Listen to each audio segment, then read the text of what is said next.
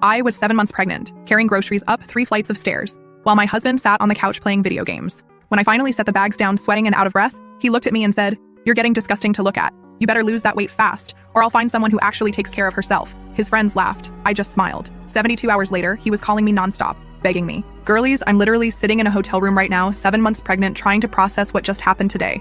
Like, am I overreacting? Am I in shock? IDK, but I need to get this out somewhere. Long post, sorry. So for context, Alan and I have been together for 5 years, married for 3. We met doing community theater where I was working on costumes and he was playing the lead. He was this super charismatic musician type who seemed passionate about everything. I fell hard. Things started shifting when I got pregnant. It wasn't planned, but after the initial shock, I was excited. Alan, not so much. He said all the right things, but actions speak louder than words, and his actions were spending more time gaming with his buddies and less time helping around the house. I told myself he was just processing the big change in his own way. Men, a mirate? Plus, this pregnancy has been rough. Throwing up nonstop for 3 months, then anemia, and now my back feels like someone's twisting it in half most days. Which brings me to today. I had just finished work and stopped by Trader Joe's on the way home. We live in a 3rd floor walk-up, no elevator, and my car was full of groceries. When I got home, Alan was sprawled on our couch playing Call of Duty with his headset on, surrounded by empty Monster cans. I asked if he could help bring up the groceries. He just waved me off and said he was in the middle of something important. So there I was, 7 months pregnant, waddling up and down 3 flights of stairs with heavy grocery bags. By the 6th trip, I was drenched in sweat. My back was screaming, and I could feel my ankles swelling inside my shoes. When I finally set the last bags down, I collapsed onto the kitchen chair, trying to catch my breath. That's when Alan looks over from the couch and says, "I'm not even exaggerating this. Jesus, you're getting disgusting to look at. You better lose that weight fast after the baby, or I'll find someone who actually takes care of herself." I literally couldn't process what I just heard. Then I heard laughter coming through his headset. His gaming friends heard him. He wanted them to hear him. Instead of crying or screaming like he probably expected, I walked over, smiled, kissed his forehead, and told him I needed a shower. The confused look on his face would have been funny if I wasn't dying inside. In the shower, with the water drowning out any sound, I finally let myself cry. But they weren't just sad tears.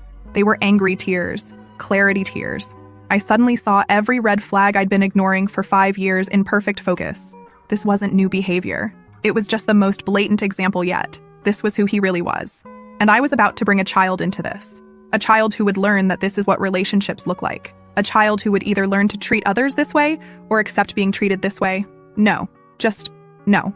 I got out of the shower, put on my comfiest maternity dress, and told Alan I needed some air and time to think. He barely looked up from his game. I grabbed my hospital go bag, already packed because I'm a planner, my laptop, my important documents, and walked out. I'm now at a hotel about 20 minutes away. I've called my sister Anne, who lives about an hour from here, and she's coming tomorrow to help me figure things out. Alan has called twice and texted once asking where the leftovers are in the fridge, not where I am, where the leftovers are. I need to leave him. I need to protect myself and my baby, but I'm terrified. I'm 7 months pregnant. Our lease is in both our names. Our finances are somewhat entangled, though I've always kept my own separate account where my paychecks go, thank God. I was counting on having a partner for childcare and expenses, but I keep coming back to that moment in the kitchen. The casual cruelty. The way he said it like he was commenting on the weather. The fact that he wanted his friends to hear it. I should have left years ago. I deserve better. My baby deserves better. I don't know exactly what my next steps are, but I know I'm not going back to that apartment tonight.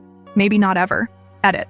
A lot of people are asking if this was the first time he's said something like this. No, it wasn't. There have been jokes about my changing body throughout the pregnancy, comments about how I used to be so hot, and questions about my plan to get back in shape. But they were always couched as concern, or wrapped in enough humor that I could tell myself he didn't mean it that way. Today was just mask off. Edit 2. To those suggesting I should have communicated better or tried to work things out, we've had many conversations about division of labor, especially since I got pregnant. His promises to do better last about 48 hours. I've suggested couples therapy 3 times. He's always too busy. Today wasn't a one-off bad day. It was just the day I finally saw clearly. Update. Same night. It's 2 a.m. and I can't sleep.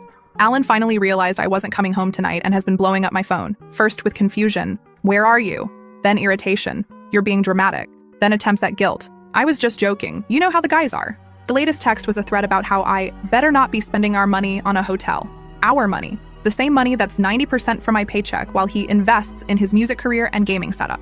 I've decided I'm meeting with a lawyer before I go back to that apartment. I've muted his notifications and am trying to rest for my baby's sake. My sister will be here in the morning. The baby is kicking like crazy right now. I put my hand on my belly and whispered, "I've got you. We're going to be okay." And for the first time today, I actually believe it. First update. It's been about 4 weeks since my last post, and I need to update because things have gotten so intense. Thank you to everyone who commented with support. Your messages kept me going when I wanted to give up. So after that night, when Alan called me disgusting for gaining pregnancy weight, my sister Anne came and we talked through my options. We decided I needed to go back to the apartment temporarily while I got my affairs in order. Many of you warned me not to let Alan know I was planning to leave until I was ready, and OMG, you were so right. When I returned home, Alan acted like nothing had happened. When I brought up his comment, he rolled his eyes and said I was being too sensitive and it was just a joke. Then he tried to turn it around on me saying, "I've been so moody lately," and he's walking on eggshells. He actually said, "Do you know how hard this pregnancy has been for me?" For him. I nearly lost it, but I remembered my plan. So I took a deep breath, apologized for overreacting, and said I was just tired and hormonal. The relief on his face was immediate. He thought he had won, that I was back in line, and everything could go back to normal. Little did he know, I was already consulting with a divorce attorney. The past month has been one of the most challenging of my life. I've been living a double life, outwardly playing the role of apologetic pregnant wife while systematically preparing to leave. Here's what I've done so far. I've been keeping a detailed journal of Alan's behavior, including dates, times, and exactly what he says. I've also quietly recorded some of our conversations on my phone where he's been particularly nasty. My lawyer says this could help with the divorce. I've always kept my paycheck going to my personal account, thank God. But I've now moved my direct deposit entirely to a new account at a different bank. I've been slowly moving money from our joint account to my private account in small amounts that wouldn't raise suspicion, basically reclaiming what I've contributed over the years. While going through our financial records, I discovered something that made me sick to my stomach. Alan has a credit card in my name that I didn't know existed. He's racked up over $5,000 in debt for his gaming PC and other stuff. I've reported the fraud to the credit card company and provided evidence it wasn't me. I've gathered all important documents, birth certificate, marriage license, bank statements, tax returns. Everything is now in a secure location outside our apartment. My sister helped me find a small 2-bedroom apartment that's ground floor, no stairs, has laundry in unit, and is in a secure building. I signed the lease last week. It's not fancy, but it's clean, safe, and mine. I've been quietly packing essential items. I've been slowly gathering my truly important possessions and moving them to my sister's place when Alan is out. Nothing obvious enough for him to notice, but the things that matter most to me. I also got a burner phone that Alan doesn't know about. My regular phone stays with me and acts normal, but I have a backup he can't track. Living this double life has been exhausting, especially while 8 months pregnant. My ankles are swollen constantly, my back aches all the time, and the baby feels like she's practicing parkour on my bladder and ribs simultaneously. But each step I take toward freedom gives me strength. The hardest part has been pretending everything is normal, cooking his meals, laughing at his jokes, listening to him complain about his bandmates, watching him play video games for hours while I handle everything else. Even sleeping next to him makes my skin crawl now that I've stopped gaslighting myself about who he really is. He's gotten worse, too. Now that he thinks I've accepted his behavior, the mask has slipped further. Last week, he invited his gaming friends over for a guys' night without telling me until they were at the door. I had just gotten home from work and was lying down because my back was spasming. He actually came into the bedroom and told me I should make myself useful and order them some pizzas. When I said I was in pain, he sighed dramatically and said, "Being pregnant isn't a disability. Women have been doing it forever." And his mom worked until the day before she had him. A lie, Batuzao. I checked with his mom on a casual phone call, and she had complications requiring bed rest for the last month. The guys were right there in the living room, hearing everything. I caught one of them looking uncomfortable, but nobody said anything. I ended up ordering the pizzas from bed and paying for them with my own money. When they arrived, Alan yelled for me to get the door because they were in the middle of a match. I had to haul myself up, walk past all of them in my pajamas, pay the delivery person, and set out plates and napkins while they ignored me. After they left around 2 a.m., leaving empty beer cans and pizza boxes everywhere, Alan came to bed and tried to initiate sex. When I said I was exhausted, he said, "Come on, it's not like you need to do anything. Just lie there like you usually do." I went to the bathroom and silently cried, reminding myself I only had to endure this for a little while longer. My plan is to move out next weekend when Alan goes to his parents' place for his dad's birthday. He'll be gone overnight, which gives me a full 24 hours to execute everything with help from my sister, 2 close friends, and, surprisingly, Alan's younger brother Rory, who witnessed one of Alan's outbursts last month and secretly contacted me afterward to offer help. My lawyer has prepared all the divorce papers. I'll freeze our joint account, take what's rightfully mine, leave the papers with a detailed note explaining exactly why I'm leaving, and be gone before he returns. I'm not going to lie. I'm terrified. I wake up in the middle of the night with my heart racing, wondering if I can really do this. But then I feel my daughter kick, and I know I have to. I refuse to raise her in a home where her mother is disrespected daily. I refuse to let her think this is what love looks like. In a strange way, I'm grateful for that horrible moment with the groceries. Without that mask completely dropping, I might have continued making excuses for his behavior for years. Sometimes I wonder what would have happened if I'd met the real Alan from the beginning instead of the charming theater guy who swept me off my feet. The red flags were always there. I just didn't want to see them because I was too busy being in love. My doctor says my blood pressure is too high, likely from stress, so I need to take it easy this final month. The irony isn't lost on me that planning to leave Alan is stressful in the short term, but absolutely necessary for my long-term health and well-being. To those who suggested therapy in my last post, I've started seeing someone virtually who specializes in relationship trauma and pregnancy. It's been incredibly helpful to have validation that I'm not overreacting or hormonal. This is real emotional abuse, and I deserve better. I'll update again after everything goes down next weekend. Wish me luck because I'm going to need it, bestie. Edit. Just got a notification that this post is blowing up while I'm at my doctor appointment. We'll try to answer questions when I get home. Thank you again for all the support. Update. Same day. Just had to add, Alan just texted asking what's for dinner tonight. I'm literally at my doctor's appointment for our baby, which he chose not to attend because he had a really important band practice. Translation, jamming in his friend's garage for hours while drinking beer. Yet somehow I'm still expected to provide dinner. I've been picking my battles to avoid suspicion, so I'll probably grab takeout on the way home. 4 more days until he leaves for his parents. 4 more days of pretending. I can do this. Oh, and the doctor says baby girl is measuring perfectly and has a strong heartbeat. Not that Alan asked. She's already doing gymnastics in there.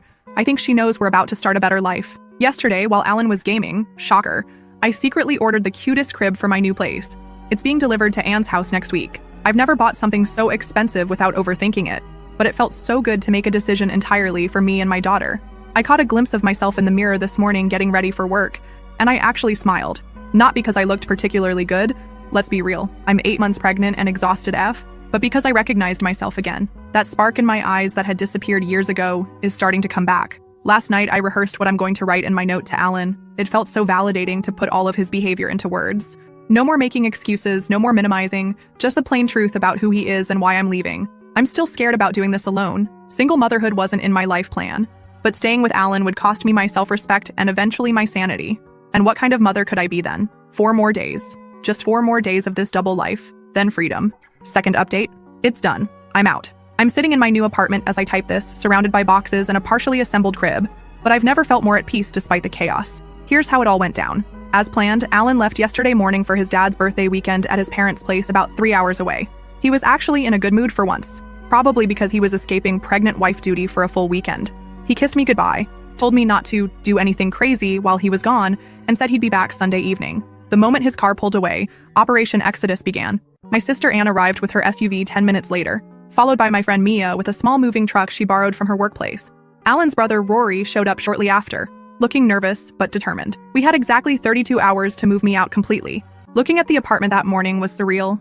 For 5 years I'd lived there, slowly losing pieces of myself while pretending everything was fine. We worked methodically through the apartment, following the inventory list I'd created over the past few weeks. First, all my personal items and clothes that Alan wouldn't immediately notice were missing. Then baby items I'd purchased myself. Then furniture that was clearly mine from before our relationship. Rory was amazing, handling all the heavy lifting despite my protests that he shouldn't be helping me leave his brother.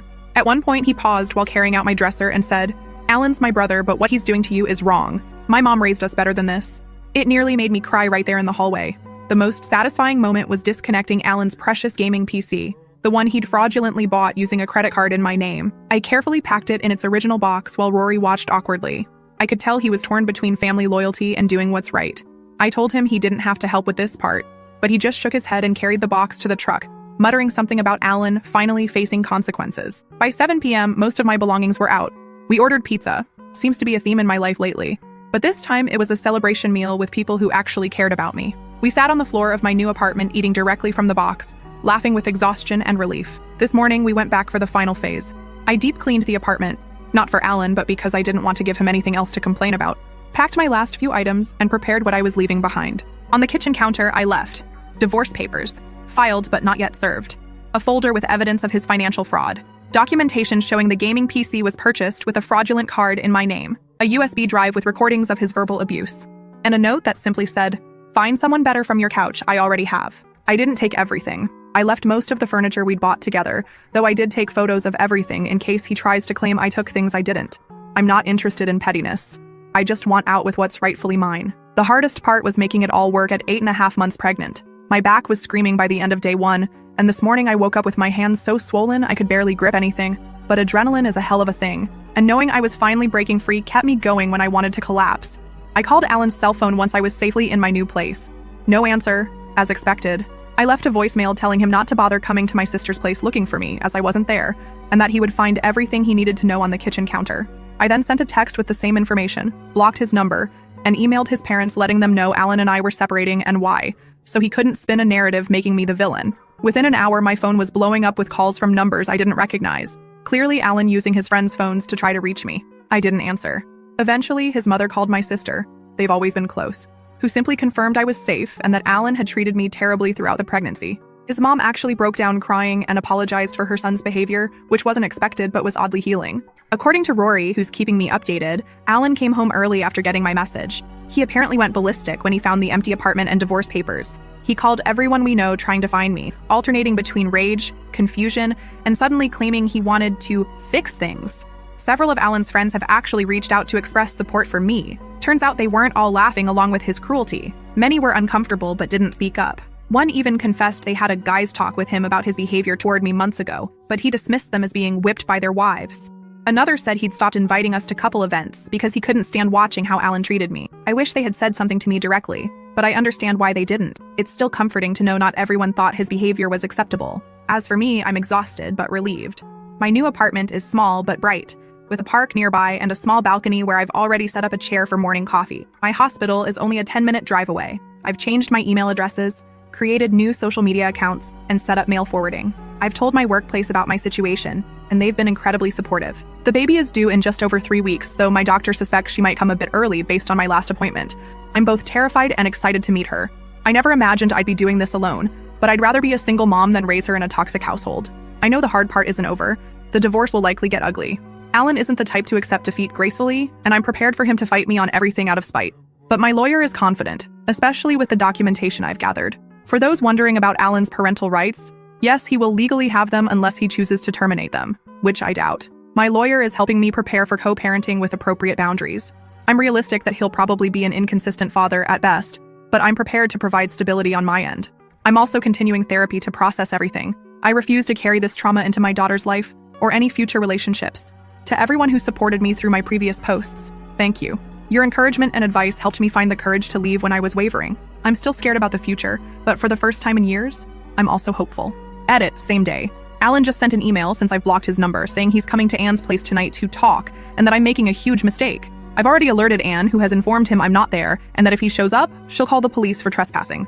I've also documented this in case I need to file for a protective order.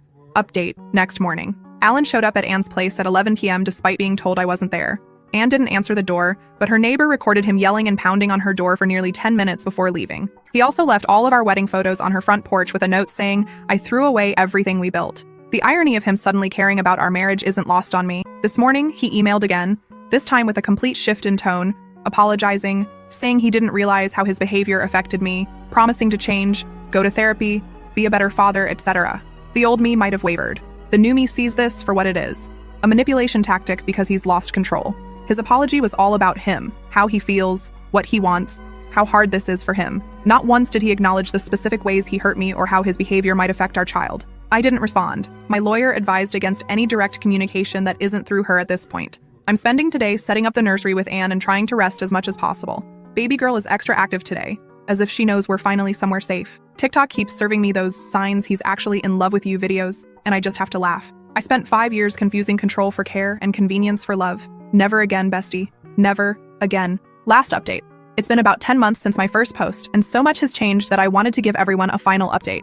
First and most importantly, my daughter Lily is now 6 months old, healthy, happy, and absolutely the light of my life. She has my eyes, Alan's nose, unfortunately, and a personality that's entirely her own. She started sitting up unassisted last week and is currently obsessed with a stuffed sloth my sister got her. Her favorite thing is when I sing to her while dancing around the kitchen, which I do often because her giggle is the best sound in the universe. The birth was intense. I went into labor 3 weeks early, just 5 days after moving into my new apartment. My sister Anne was my birthing partner, and honestly, she was amazing. After 19 hours of labor, including 3 hours of pushing, Lily arrived at 6:22 a.m. screaming her little head off. The moment they placed her on my chest, I knew every difficult decision I'd made was absolutely worth it. I didn't inform Alan I was in labor. My lawyer advised that I wasn't obligated to, and after his erratic behavior following my departure, I was concerned about adding stress to an already stressful situation. I notified him of Lily's birth the day after, via email, with a formal photo of her, not one with me in it, and basic information about her health and birth statistics. His response was a mess of anger about not being called, followed by demands to see his daughter immediately, followed by accusations that I was using her as a pawn. My lawyer handled all communication, explaining that given his recent behavior, we would be establishing a formal visitation schedule through the courts. Now here's something I haven't shared before, possibly my pettiest but most satisfying moment in this whole saga. Remember how during my pregnancy, Alan told me I was getting disgusting to look at and needed to lose that weight fast after the baby? Well, when Lily was about 3 months old and I was starting to feel like myself again, I did something kind of epic. During the divorce proceedings, we discovered Alan had been hiding money in a separate account. My lawyer fought hard, and I was awarded a significant portion of those funds since they were technically marital assets. Instead of just putting it all into savings like a responsible adult, I decided Lily and I deserved a break. I booked us a 5-day trip to a beachfront resort in Florida. My sister came along to help with Lily, and for the first time in forever, I actually relaxed. On our 3rd day there, I was sitting by the pool while Lily napped in her stroller under an umbrella. I was wearing my first bikini since before pregnancy. My body looked different. Stretch marks, a C-section scar, softer in places, but I felt proud of what it had accomplished. I asked Anne to take a photo of me in my swimsuit, looking out at the ocean. I looked happy, confident, and yes, already a bit slimmer than I had been while pregnant. Duh. I sent that photo directly to Alan with just one caption: "Already slimming down, don't worry." Then I blocked him again before he could respond. Satisfying? You have no idea. That moment of reclaiming my body, my confidence, and yes, some of his hidden money, felt like the final piece of breaking free from his control. I never heard what his reaction was, but according to Rory, Alan was livid when he received it. The divorce proceedings continued to be exactly as difficult as I expected. Alan contested everything possible, initially demanding full custody, despite having shown zero interest in baby preparations during my pregnancy, then our entire apartment's contents, despite leaving the furniture when I moved out, and even my car, which I owned before we met. His tune changed dramatically when my lawyer presented evidence of his financial fraud and verbal abuse. Suddenly, he was willing to negotiate. We finally settled 3 months ago. I have primary physical custody of Lily. Alan has supervised visitation for 4 hours every other weekend. Child support was set based on his actual income, which we discovered was higher than he claimed. He kept his belongings, I kept mine, and we split the minimal joint assets. He's responsible for the fraudulent credit card debt. Is it a perfect outcome? No, but it's one I can live with, and it provides stability for Lily. Alan has seen Lily exactly twice since she was born. The first visit, when she was 8 weeks old, he showed up 40 minutes late and spent most of the time complaining about the supervised visitation requirement and taking photos to post on Instagram with captions about being a devoted dad. The second visit was at 4 months, where he seemed uncomfortable with her fussiness and left early. He's canceled the last 3 scheduled visits with increasingly thin excuses. Part of me is hurt for Lily's sake, but mostly I'm relieved. Each interaction with him is emotionally draining, and his inconsistency would only confuse her as she gets older. I've documented every canceled visit on my lawyer's advice. As for me, physically, my body has healed from birth, though it's different than before. I have stretch marks, a C-section scar, and I'm about 15 pounds heavier than my pre-pregnancy weight. And you know what? I'm completely at peace with that. Financially, I'm stable. Not rich by any means, but the child support helps, and I've become much better at budgeting now that I'm not subsidizing Alan's music career. I've even started a small savings account for Lily's future. As for Alan, last I heard through mutual friends, he's telling everyone I had postpartum psychosis and stole his daughter and his money. He conveniently leaves out the part where he committed financial fraud and verbally abused his pregnant wife. His Instagram is full of posts about fighting for his rights as a father, despite continually canceling his visitation. Classic idiot. Sometimes I think about that day with the groceries, how at the time it felt like the worst moment of my life, but in reality, it was the moment that saved me. Edit. So many people have asked for a tax, baby pic, but for privacy reasons, I can't share Lily's photo. Just imagine the cutest baby ever with chubby cheeks and a smile that could end wars. That's my girl. I just received a text from a number I didn't recognize. It was Alan's mom, checking in on Lily and asking if she could visit sometime. Unlike Alan, she's been respectful of my boundaries and genuinely seems to care about her granddaughter. I'm considering allowing supervised visits with her, separate from Alan's time. Lily deserves to know the family members who will love her consistently and respectfully.